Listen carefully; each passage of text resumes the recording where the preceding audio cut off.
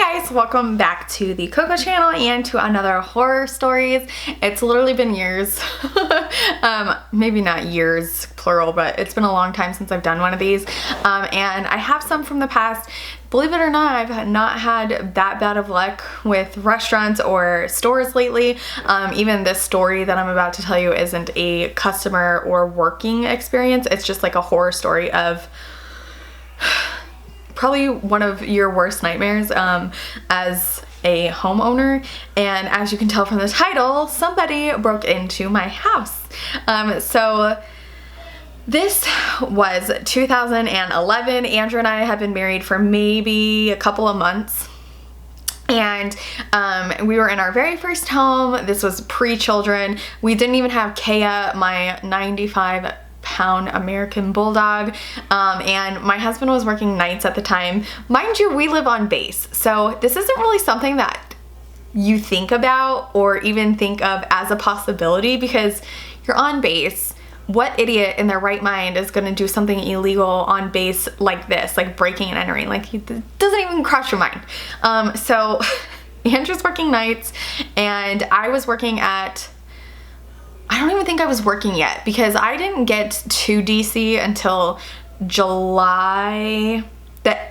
Maybe it was like the first week of August by the time I got to DC. I drove out there from California. It was like right around my mom's birthday, and we had a beach party in Malibu Beach, and so from there I had already packed up all my stuff, sold everything because I wasn't renting a U-Haul or anything. I drove by myself from California all the way to DC. Like, I'm not a terrified person. Like, I don't get scared about stuff. Like, I don't have a lot of worries about stuff like that, you know what I mean? Like, I like doing things by myself, driving across country, like nothing really scares me that bad. So anyways, I wasn't even working yet, but Andrew was at work. It was 2 a.m.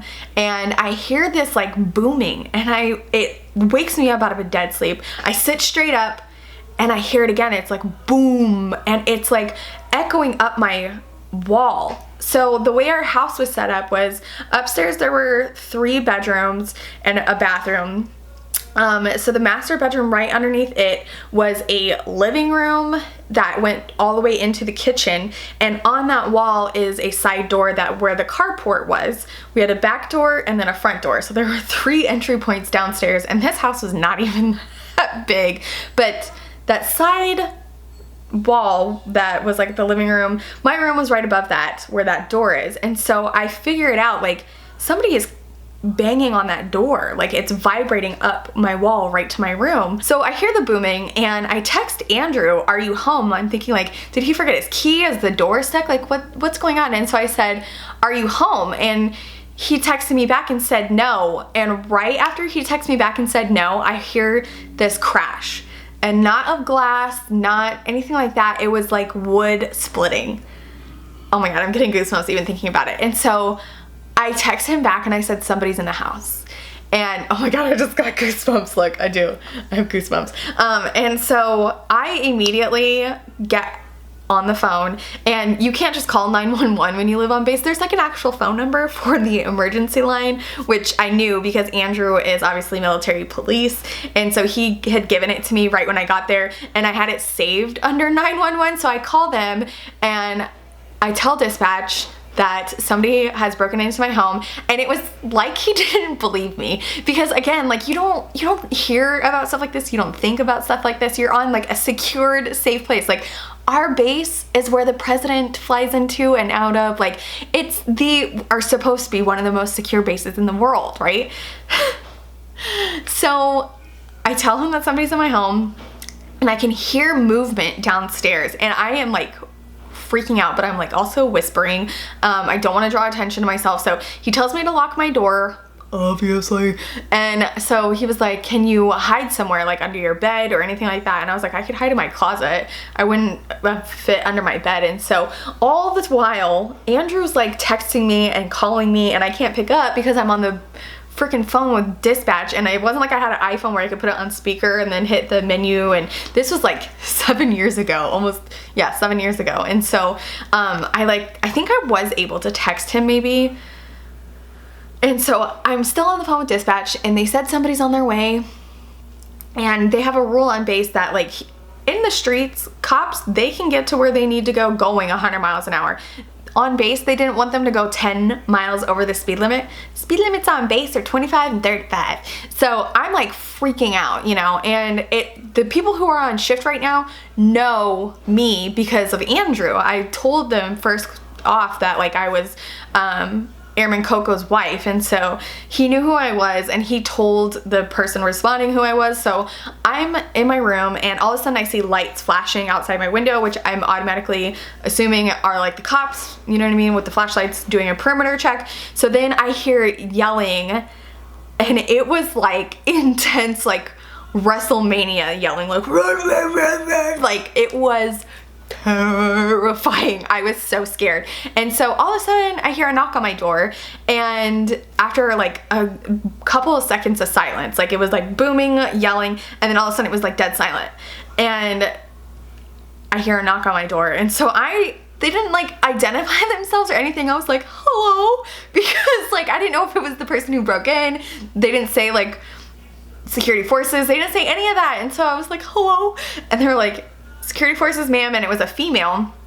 And so the girl who answered the door was somebody I actually knew. She went to boot camp with my husband, or not boot camp because they're separated, but tech school. When you do your like job training, they integrate male and female back together. So anyways, I knew who she was. Her name was Kovakovic, and she was like, what is going on? Do you know you have a guy in your kitchen passed out naked?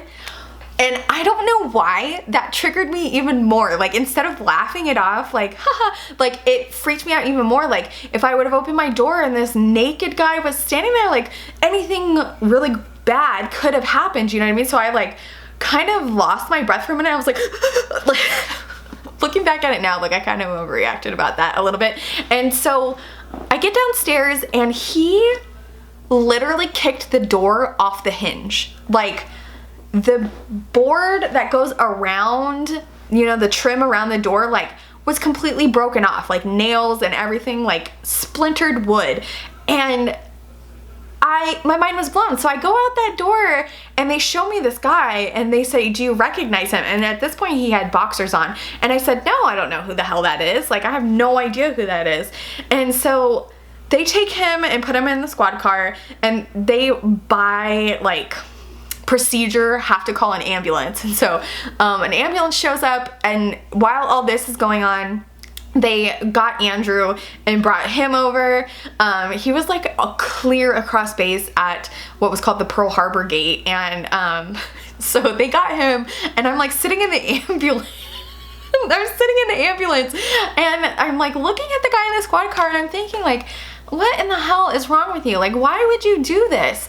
So the other guy that responded was like a seasoned security forces member, and so he comes up and he's like, this is my very first breaking and entering call, this is amazing. And he's like, do you know how drunk this guy is? And I was like, what? He's like, this guy is shit-faced. And I was like, what are you talking about? And he said that he found a receipt in his pocket for Buffalo Wild Wings, and he had something outrageous. It was like a bunch of Long Islands, a bunch of shots, this and that. And so he like couldn't even talk, he was so drunk. And so what had happened was, he thought that my house was his friend's house, and that his friend was being like a jerk and locking him out. And so he just broke into the house thinking it was his friend's house, which even, why would you break it? You know, you're drunk, you're not thinking. So this dude, not only that, like he stripped his clothes off, like up my driveway was a trail of clothes. Like he was just taking off his shirt, taking off his shoes, taking off his socks. Like I don't know if he did that after he got mad, if he did that in hopes of getting into his friend's house and going to bed, I don't know. And so Andrew was like, can I go talk to him? And they were like, no, you can't go talk to him. What the hell's the matter with you? You can go talk to him. So that guy got taken away. They did like my vitals and stuff like that. This guy, his blood alcohol level was like almost to alcohol poisoning. It was so high. They put him in the drunk tank and let him sleep it off until I think like the following day, and he was dishonorably discharged, and I felt terrible because it was just like a night of mistakes and drinking too much, which I have done in my past, and his whole entire life and career was ruined for that. Like, it wasn't, you know, when it was happening, it was literally the scariest moment of my life. Like, I will never forget that feeling of the chills just going through my entire body, like not just down your spine, like my whole entire body, of being absolutely terrified. And when they told me it was like a naked guy, like I thought I could have, you know what I mean, really gotten hurt, like mentally and physically, if you know what I mean. And so finding out it was just like some idiot kid who was like 22 and made a huge mistake, like, and ruined his life for that, I felt absolutely terrible. I really did. Like, I tried to find out if there was a way, like, they didn't ask us to press charges or anything like that, but the military is completely different. Like, they have zero tolerance for stuff like that. So isn't that insane? Isn't that the most insane thing? Like, I bring up that story all the time because it's insane that I've had somebody break into my house before, and on base, like one of the most secure places in the world, and somebody broke into my house. So that's the end of my story. I miss doing story times. I love story times. I do have a series in my, not a series because it goes along with like horror stories, but it was like high school horrors. I kind of want to go through that because a lot of crazy stuff happened, and a lot of it is kind of dark and scary and has to do with death and stuff like that. So I don't know if you guys are interested in things like that. I get asked all the time, like, when are you gonna, you know, tell more story times? And so I have a lot of stories, but let me know if you want to see them or not, and I will do that. So I hope you guys enjoyed this story time. I know it wasn't as dramatic as the Ulta or IHOP, which I literally get comments on all day long from trolls telling me what a terrible person I am and a pig and a brat and stuff like that. But it was still a pretty exciting story. So I hope you enjoyed it, and if you did, give it a thumbs up. If you are new, hello and welcome. My name is Brittany Cocco. You are watching the Cocco channel. Please subscribe if you're not already, and I'll catch you guys in my next one.